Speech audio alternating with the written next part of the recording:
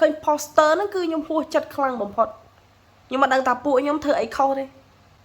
រាល់ខែក្នុងមួយខែពេលខ្លះធ្វើសប្បុរសធម៌ធ្វើបុណ្យទានរហូតទៅដល់ម្ដងពីរដងក្នុងការជួយអ្នកក្រតំបន់ដាច់ស្រយាលជាពិសេសបងនៅក្រុម rider ម៉ូតូធំជាពិសេសកម្លាំង 1000 ហ្នឹងហ្មងហេតុអីមិនត្រូវដាក់សម្ពាធមកលើពួកខ្ញុំហេតុអីមិនត្រូវបិទសិទ្ធសូម្បីតែកម្លាំង 1000 ក៏មិនលើកលែងដែរជាក់ស្ដែងដូចល្ងាចមិញ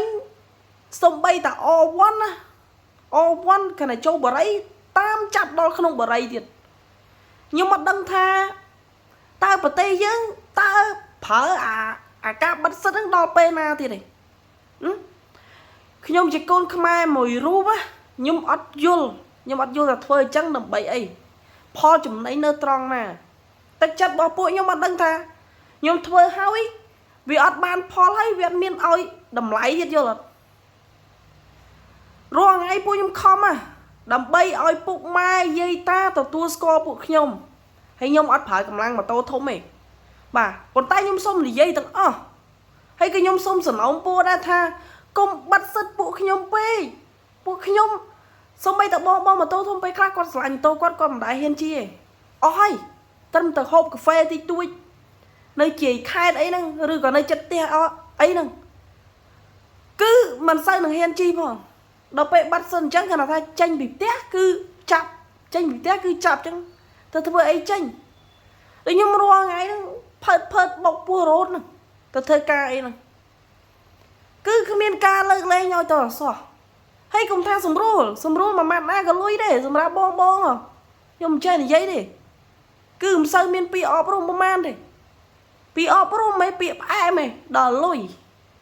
និយាយអញ្ចឹងមកទៅយ៉ាប់ទៅប្រទេសយើងពងតែមានអាសន្នណាព្រំដែនថៃខ្មែរតែហេតុអីមកដាក់សម្ពាធលើពួកខ្ញុំដែលពួកខ្ញុំអត់ដឹងអីនេះហៅថ្ងៃឲ្យតែក្រុម rider ឲ្យក្រុមសប្បុរសធម៌ក្រុមម៉ូតូធំហ្នឹងខុសរហូតមកអត់យល់មិនមកដាក់សម្ពាធទៅលើពួកគាត់មិនដាក់លើសម្ពាធទៅលើពួកខ្ញុំទាំងតែពួកខ្ញុំអត់មានបានទៅបំពោសង្គមអត់មានបានទៅជិះម៉ូតូបរហោះលើដងផ្លូវដងអីសោះណាអត់បានទៅកាប់ចាក់គ្នាអីសោះតែហេតុអីបានអាបន្ទុកទាំងអស់ហ្នឹងឯងគឺមកស្ថិតនៅលើពួកខ្ញុំឯងអាងអីទីចាប់សម្រួលគឺលុយសម្រួលគឺយកលុយគ្នាហើយដើរប្រហែលឆ្នាំទៀតមិនដើរដល់អត់ទាន់គេប្រទេសចិត្តខាងគេប្រណាំងម៉ូតូក្នុងទីលានហើយគេលើកទឹកចិត្តទៅដល់ក្រុម rider ដល់ក្រុមម៉ូតូធំគេមានពានរង្វាន់ឲ្យទៀតលេខ1លេខ2លេខ3រហូតទៅដល់លេខប៉ុន្មានអីចឹងទៅសួរតែខ្មែរយើងប្រហែលឆ្នាំទៀតប្រហែល100ឆ្នាំទៀតមិនដើរទាន់គេឥឡូវខ្ញុំសួរវិញហេតុអីបានមិនព្រមមើលប្រទេសចិត្តខាងផងមិនព្រមទទួលស្គាល់ផងឃើញណា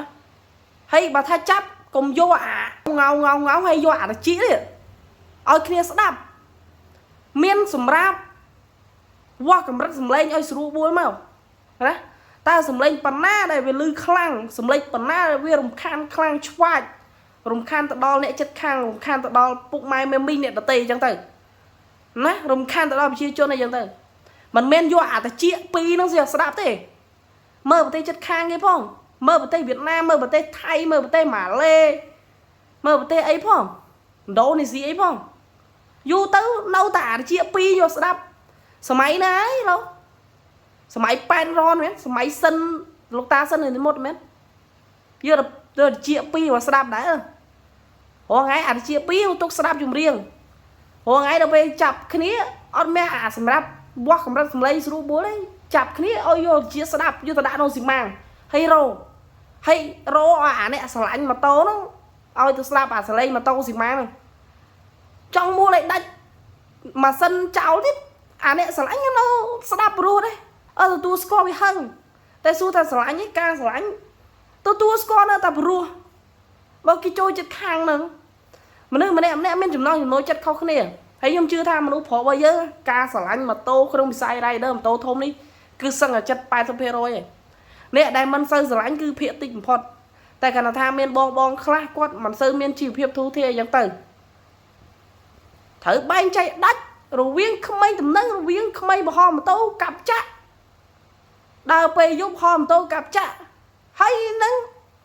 không anh lên mà tổ nẹ lên mà tổ khang rider thử bánh chè đây